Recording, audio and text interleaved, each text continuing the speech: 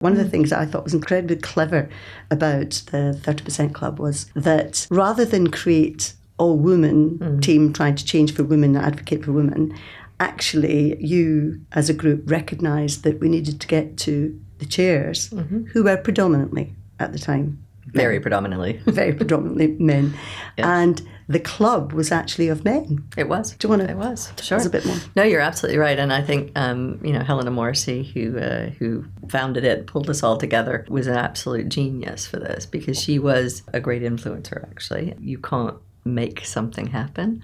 Yeah. You have to make people want something to happen. And so her approach, and indeed as we got together and tried to figure out what could we do, some of the things were sort of definitional. If we wanted to create change, we had to be able to track it. So we started with the FTSE and boards because those were public information. Those were things we could get access to and know. But, then the bit where you're absolutely right, it's very different. It is not, it's not a club of women. Incredible to see the numbers go. I think they were 10% when we started. I think they were about 12% of the FTSE were boards were women when we launched. And now we're at 42%, I think it is, yeah. And, that's a big change in a fairly short period of time.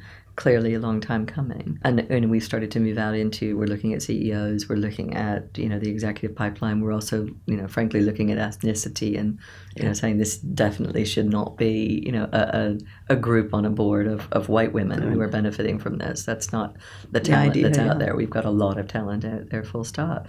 But in the moment when it was started, it was very single issue and very easy. And just to be clear, 30% was, it became a target because it was an easy target. It was a long way away. But it actually came from the research that shows us that a minority voice isn't heard until they are at least 30% of the group. And that's what we were aiming for. It was less about the number per se, but to get women's voices in the boardroom on the basis that that would make a difference as you look down in the pipeline. And, you saw the organization start to change. Those women, would be examples and role models.